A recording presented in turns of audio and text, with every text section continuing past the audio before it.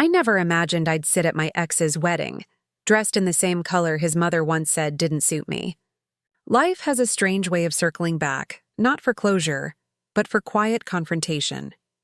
I told myself I was there to prove I'd moved on, that I'd risen above the heartbreak he left me with. But the truth? My heart still trembled at the thought of seeing him vow forever to someone else. The church bells rang like they were mocking me, each chime a reminder of everything I'd lost. The scent of white roses filled the air, his favorite, not mine, and I wondered if she knew. Did his bride know that I used to braid flowers into his lapel? That I'd once imagined walking down an aisle toward him? Maybe she did. Maybe that's why she'd invited me. A silent declaration of victory. I walked inside, clutching my small clutch like a lifeline. Everyone looked perfect, polished, paired. The air shimmered with rehearsed laughter and perfumed self-importance. The bridesmaids wore silver, and the groomsmen stood tall in navy suits. And there I was, alone. No +1, no comforting hand on my back, no one whispering, "You're doing fine." The usher smiled at me politely, scanning his list. "Name?" "Lucy," I said softly. My voice nearly broke. He glanced at the seating chart, confusion flickering in his eyes. I don't see your name here." For a moment, I thought about leaving. My chest tightened, and the humiliation burned hotter than the Bahrain sun outside. But before I could speak, he gestured awkwardly. "You can sit in the back, miss. There's space there." And so, I did. I walked down that aisle, not as a bride, not as a guest of honor, but as a ghost of his past. The pew creaked beneath me when I sat, its polished wood reflecting the light that streamed through stained glass. The colors, ruby, sapphire, and gold, painted my face in fragments, as if even the light couldn't decide what version of me to show. From the front, laughter rippled. His laugh, I froze. It had been 2 years, yet it hit me like a slap. Deep, warm, familiar, the kind of sound that once made me feel safe. I tried to look away, but my eyes betrayed me. There he was, Matthew, in a tailored suit that looked like it had been stitched by pride itself. His smile was wide, his eyes calm, like he'd never known heartbreak at all. The bride entered, radiant and confident. She was everything I wasn't, polished, adored, surrounded by people who loved her enough to give her their seats. My throat tightened as the crowd rose to its feet. I stood too, because that's what you do when life moves on without you. You stand. When they exchanged vows, my heart didn't shatter. It hollowed. It felt like something inside me had quietly packed its bags and left. I'd spent years building myself back after he left me for her. I had convinced myself that I was fine, independent, unbothered. But as their hands intertwined beneath that altar, I realized healing doesn't always mean forgetting. It sometimes means learning how to breathe while remembering. The applause erupted. I joined in, clapping politely, hiding trembling fingers behind controlled smiles. My mind whispered memories I didn't invite. His promises, his apologies, his voice saying, "You'll always be my favorite person." Lies age poorly. They rot into echoes. At the reception, things got worse. The seating chart mocked me again. No table number next to my name, because there wasn't one. The wedding planner blinked at me as if I'd wandered in from another world. "Oh, I think you can just find a place at the back, dear." So I did. The hall was filled with glittering laughter and clinking glasses. The newlyweds danced beneath chandeliers that looked like frozen tears. Every corner was filled with joy, and yet I sat at the only empty table, alone, like an uninvited emotion in someone else's happiness. My phone buzzed once. A message from my best friend. "You sure you want to stay?" I typed, "I need to see this through." Then deleted it. Then typed again, "Yes." The music swelled. Toasts began. His best man joked about Matthew's college ex who wouldn't stop calling. Laughter burst across the room like fireworks. My cheeks burned. My hand tightened around the glass stem so hard I thought it might break. They were laughing at me, at the ghost who'd shown up to haunt their perfect night. That was when I felt it. The gaze. Someone across the room was watching me. He stood by the bar, tall, broad-shouldered, dressed in a dark suit that somehow looked more honest than all the smiles in that room. His tie was loosened, his expression calm but curious. When our eyes met, something flickered. Recognition, maybe, or empathy. He didn't look away. As the laughter died down and another song began, he moved toward me slowly, like someone stepping through water. People noticed, whispering. I looked away, pretending to fix my hair, but my pulse betrayed me. He stopped at my table. "You look like you could use company," he said softly. I looked up, startled. His voice was low, steady, with the kind of kindness you can't fake. "Everyone else seems occupied," I murmured, trying to smile. He smiled back, just slightly. "Their loss," he held out his hand. "I'm Daniel." I hesitated. "Lucy, Lucy," he repeated, as if testing how the name tasted. "I'm the bride's brother." My heart tripped. The bride's brother. The universe has a cruel sense of humor. For a moment, the whole hall seemed to fade. The music, the chatter, even Matthew's voice. All that remained was the space between Daniel's extended hand and mine. I didn't take it. Not yet. I just stared at it, unsure if this was a lifeline or another test. He didn't rush me. His gaze was patient. "You don't have to dance," he said softly. "Just don't sit alone." That line, simple, kind, cracked something in me. I'd spent months convincing myself solitude was strength. But at that moment, sitting among people who had forgotten my name, I realized strength sometimes meant allowing yourself to be seen again. I took his hand. It was warm, grounded, and real. And as he led me away from that lonely table, for the first time in years, I didn't feel invisible. When I took Daniel's hand that night, I didn't know it would change everything. His grip was steady, confident but gentle, as though he could feel the storm beneath my calm expression. He led me toward the dance floor, where laughter glimmered like glass. People turned to look, curious, perhaps even scandalized. The ex-girlfriend dancing with the bride's brother. The song playing wasn't romantic. It was slow, melancholic, something about letting go of yesterday. The irony stung. I felt their eyes on me, the whispers, the raised brows, the quiet judgments disguised as polite smiles. But Daniel didn't seem to care. His gaze stayed fixed on me, not out of pity, but presence. "You don't have to prove anything to anyone," he murmured as we swayed. My throat tightened. "I'm not," he smiled faintly. "Then why are your hands shaking?" I didn't answer. I couldn't, because he was right. I was trembling, not from fear, but from the ache of being seen too clearly. As we danced, the scent of champagne and roses lingered between us. I caught glimpses of Matthew across the room, his hand at his bride's waist, his lips brushing her temple. Once he looked my way, just for a second. But it was enough. That same look, the one he used to give me when we were alone, when he'd say I was his piece. My stomach turned. Daniel followed my gaze. "So that's him," I froze. "You knew?" He nodded softly. "She told me. Said you were his ex and that inviting you was—" "Closure, closure," I repeated bitterly. "Is that what they call humiliation these days?" He didn't flinch. Maybe it's what people tell themselves to justify being cruel. His words struck deeper than he knew.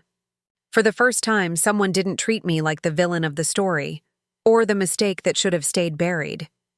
The night unfolded in fragments. Toasts, laughter, photographs. I drifted between memories and reality. Every corner of that hall felt like a wound reopening, the same decor he once described when we'd planned our imaginary wedding years ago. The same song playlist we'd curated together. Even the menu. Her wedding was our dream, recycled. When I stepped outside for air, the moon hung low over the garden, pale and indifferent. The sound of laughter spilled from the open doors, but out here the silence was louder. I found a bench under a willow tree and sat, pressing my hands together until my knuckles turned white. That's when Matthew found me. "Lucy," he said. I froze. My name on his tongue felt wrong, like hearing a ghost speak. I turned slowly. He stood there, tie loosened, a glass in his hand, his smile uncertain. "I didn't expect you to actually come," he said. I let out a hollow laugh. "Neither did I." He stepped closer. "You look good." "Don't," I whispered. He frowned slightly. "Don't what?" "Don't say things you don't mean," he sighed, the way he always did before pretending to be the reasonable one. "Lucy, come on. We were young. We both made mistakes." "Mistakes?" I repeated, rising to my feet. "You called me at midnight to tell me you couldn't marry me because your mother said I wasn't wife material." "That's not a mistake, Matthew. That's a choice." His face stiffened. "You don't understand how complicated it was." "Oh, I do," I cut in. "You wanted her approval more than my love." Silence fell. Somewhere inside, the band started playing again. I heard faint laughter. Hers. The new wife. My replacement. He looked at me then, searching my eyes for something. Forgiveness, maybe. Or proof that I still cared. "I just didn't want to hurt you," he said softly. The wind caught my hair, and I felt tears sting my eyes. "You didn't hurt me, Matthew," I whispered. "You taught me that love without respect is just decoration." He blinked, taken aback. "Lucy!" But before he could speak again, Daniel appeared at the garden entrance. His presence shifted the air, calm, steady, grounding. "Everything okay here?" Matthew straightened, suddenly uncomfortable. "We're just talking." Daniel's jaw tightened. "Looks like she's done talking." I looked between them. Daniel didn't raise his voice, but his stillness carried power. For once, Matthew didn't have the last word. He gave a short, awkward nod and walked back inside, his figure disappearing into the glow of the ballroom. I exhaled shakily. My hands were trembling again. Daniel stepped closer. "You all right?" I tried to smile. "I think so." He sat beside me on the bench, silent for a while. The crickets filled the space where words didn't need to exist. Finally, he said, "You didn't deserve that." I laughed softly. "You're the brother of the bride. You're supposed to say that." "I'm saying it because it's true," he replied. "You walked into a room full of people who didn't want you there, and you still held your head up. That takes more courage than any of them will ever understand." Something inside me cracked open. All the pain, the humiliation, the years of silence, they swelled to the surface. I turned to him, voice trembling. "Do you know what hurts the most, Daniel? It's not losing him. It's realizing I kept loving the version of him I created to survive the loneliness he left behind." That was the moment, the quotable heartbreak line. It wasn't rehearsed. It wasn't poetic on purpose. It was the truth, raw and bleeding. Daniel looked at me with quiet admiration. "Then maybe it's time to stop surviving, Lucy. Maybe it's time to live." The way he said my name, like it wasn't attached to my past anymore, made something inside me shift. The heaviness in my chest loosened, like a knot untangling. The sounds of celebration echoed faintly from the hall. Inside, they were probably toasting forever. Out here, under the willow, I realized forever doesn't have to mean with someone. Sometimes it just means for yourself. We sat there until the night thinned into silence. When I finally stood to leave, Daniel rose too. He offered his hand again, not as an invitation, but as reassurance. I hesitated, then took it. This time my hand didn't shake. I returned to the ballroom with Daniel at my side, the garden's quiet still stitched to my breath. Inside, music unfurled like silk, and the chandelier cast constellations across polished floors. The night had the soft blur of a memory already deciding what it would keep. I felt lighter, not weightless, just unburdened. Like the air had finally learned my name. People watched us. Of course they did. The ex-girlfriend of the bride's brother. It should have stung, but it didn't. Their glances felt like moths at glass, busy, harmless. I wasn't here to feed rumors. I had already made the only choice that mattered, to stop carrying a love that never learned how to carry me back. We hadn't gone 3 steps before the bride approached. A hush passed through the nearest tables. She was radiant in a way that had nothing to do with her dress, the type of beauty that lives in certainty. Up close, I saw the faint tremor in her jaw, the way she pressed her bouquet against her ribs like a shield. Daniel's fingers flexed lightly at his side, ready to anchor me if the ground shifted. "Lucy," she said, voice steady but careful. I met her eyes. "Congratulations." For a heartbeat, something complicated flickered across her face. Relief, chagrin, maybe even gratitude. She nodded toward the garden doors, and we moved to a quiet alcove where the air was a little cooler and the music softened to a pulse. "I invited you," she said finally, "because I needed to see who I was replacing. There was no cruelty in it, only honesty, and that made it easier to hold." "You weren't replacing me," I replied. "You were choosing him," she swallowed. "He told me you were dramatic, that you wouldn't let go." I huffed a small, humorless laugh. "Pain can look like drama if you watch it from a safe distance." Her eyes fell. "I'm sorry." The two words weren't decoration. They were simple and true. "I am too," I said, mostly for the younger version of me who believed that love was proof you deserved to exist. She studied my face, searching for the wound that had already begun to scar. "If you came tonight to make a scene, I understand. I would have once. Maybe I came to see if the door I kept knocking on was ever going to open." I tilted my head. It never was. Her shoulders loosened. The flowers in her bouquet sighed against the silk ribbon. "You danced with my brother," he asked, I said, a small smile threading through. "And he didn't ask to save me. He asked so I wouldn't have to be alone." "I told him not to interfere," she admitted. "He never listens when kindness is the point." "Maybe that's the right kind of disobedience," I said. She exhaled, something like peace settling into her posture. "Thank you for not hating me." "I don't," I said. "I won't. It's heavy, and I'm done lifting things that don't belong to me." We didn't hug. We didn't turn into friends.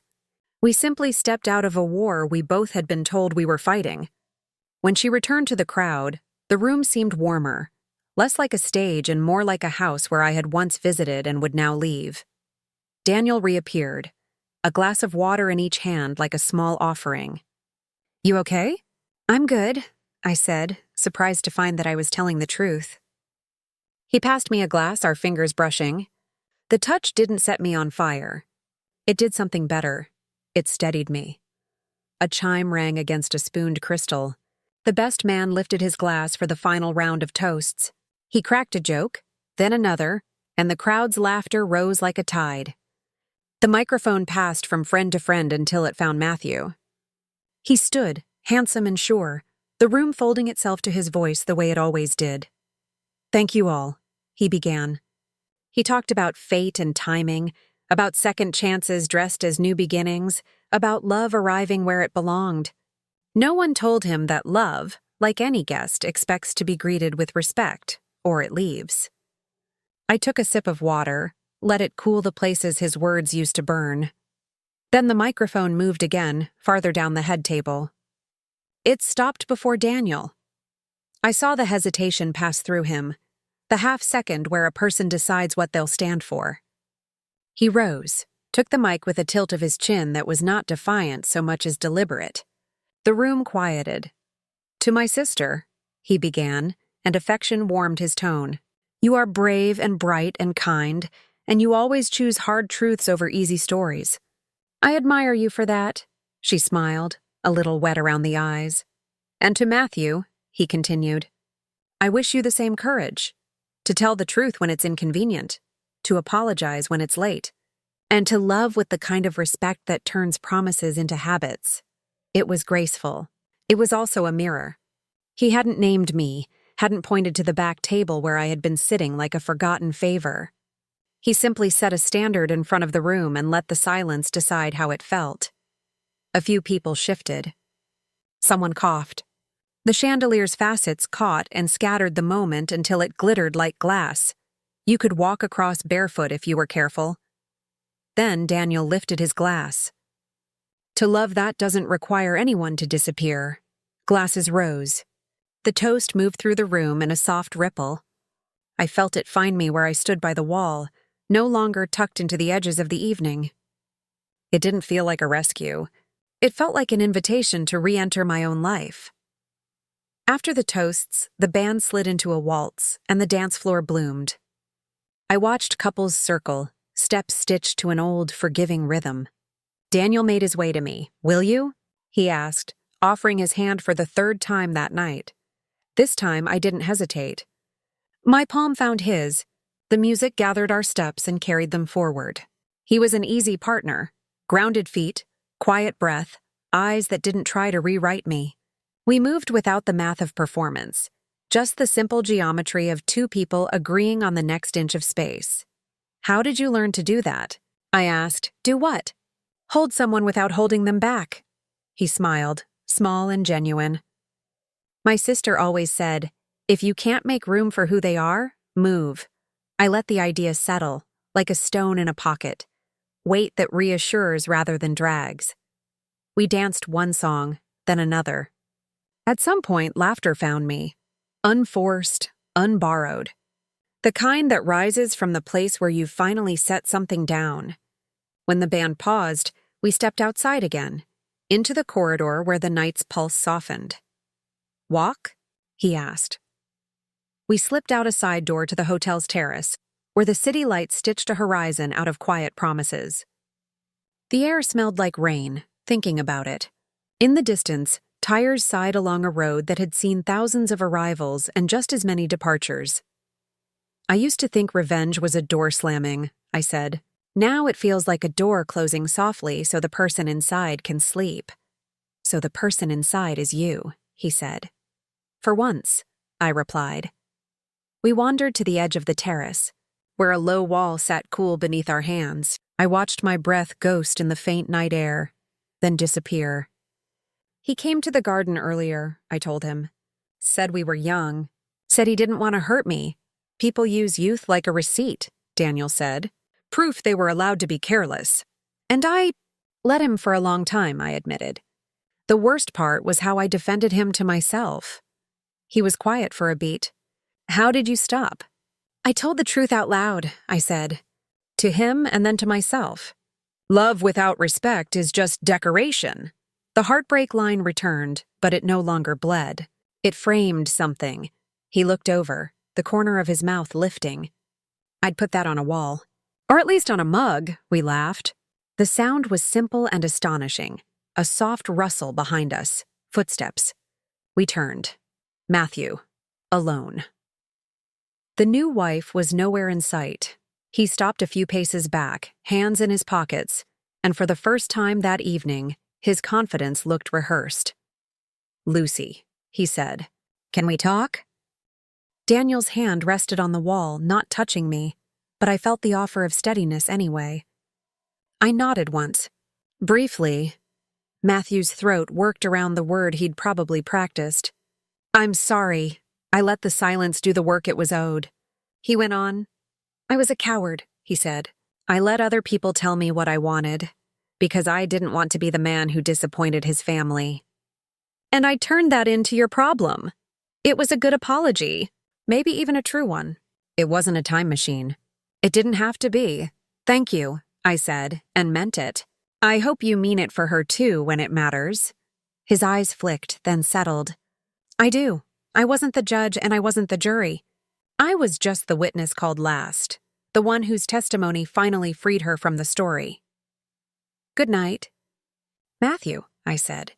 He held my gaze for a second longer, perhaps confused by the absence of a grand punishment. But grace can be its own verdict. He nodded and left, the shadows taking him in.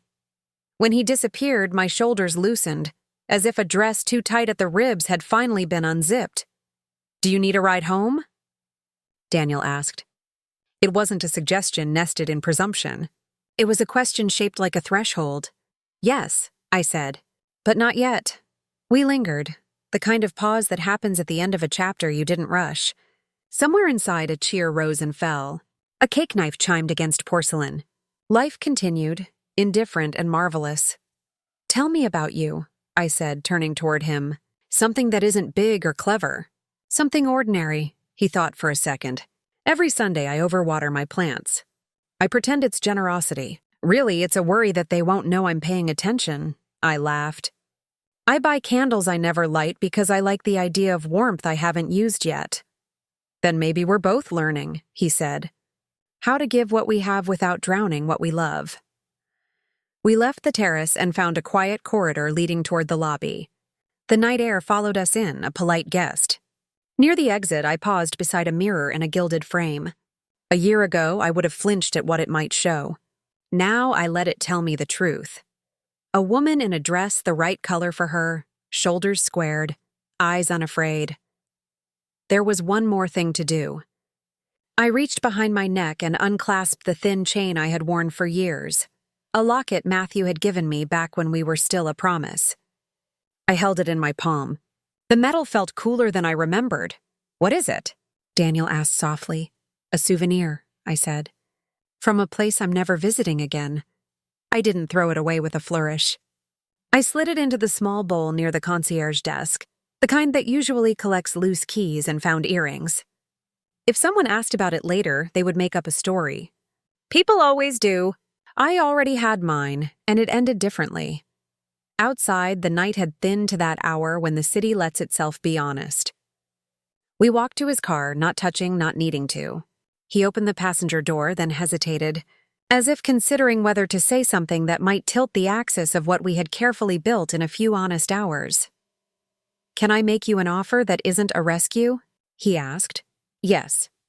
Coffee tomorrow. A bookstore after. Then nothing if you decide it should be nothing. He smiled, almost shy. You don't owe me a story. I just liked the part I heard. A laugh slipped out of me, surprised and certain.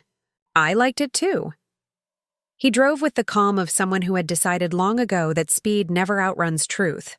The city lights stitched past, bright, then gone, then bright again. Like memory, like forgiveness. When he pulled up to my building, he didn't unbuckle or lean in or ask for a promise.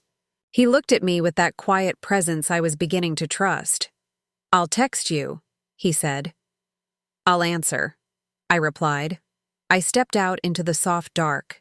The hallway smelled faintly of laundry soap and someone's late dinner. In my apartment, I put my shoes by the door, my clutch on the table, my breath back where it belonged. I turned on a single lamp. The room warmed. I stood by the window for a long time. Not waiting, remembering differently. I thought of the girl who once counted the ways she could be chosen as if that were currency. I wished her a kinder arithmetic. Before bed, I opened my journal, the one I had avoided when words might have made everything too real. A pen waited on the first blank page like a hand I could finally take. I wrote, Today, I went to watch the end of a story and found the beginning of myself. Revenge didn't arrive as thunder. It arrived as quiet, as the soft refusal to perform pain for those who caused it. I did not ruin a wedding. I returned to my life. The punishment for someone else's cowardice is not my suffering. It is their unpracticed courage. The gift for my survival is not a new love. It is the dignity to receive one slowly. Love without respect is just decoration. I am done decorating my loneliness. I closed the journal, the sentence still humming in the room like a low, sure note. The next morning, the sun came in through the window the same way it always had, but it felt different, like it belonged to me this time. I brewed coffee, I would not hurry, pulled on a sweater that didn't ask me to be smaller. The phone buzzed. A message. Daniel, there's a bookstore around the corner with a cat that pretends it doesn't like me. 10, I typed without overthinking. 10 is good. I'll bring the candled version of me. Maybe we'll light it this year. He sent a single check mark. It felt like a door opening inward. Moral reflection. I once believed that justice meant balance restored by force, that the heart levels its ledger with spectacle. But justice, I've learned, is sometimes as gentle as stepping out of the line you were never meant to stand in. Betrayal isn't cured by breaking what broke you. It is healed by honoring what survived in you despite it. If love without respect is decoration, then peace without humility is noise. Choose the kind of life that does not require anyone to disappear, least of all you. And when someone offers you their hand, make sure it's not to pull you under their reflection, but to steady you in your own. That is how I left my ex's wedding. Not victorious, not vanquished, simply whole. And when his bride's brother offered me his hand, I took it. Not as a rescue, but as a promise to keep choosing what chooses me back.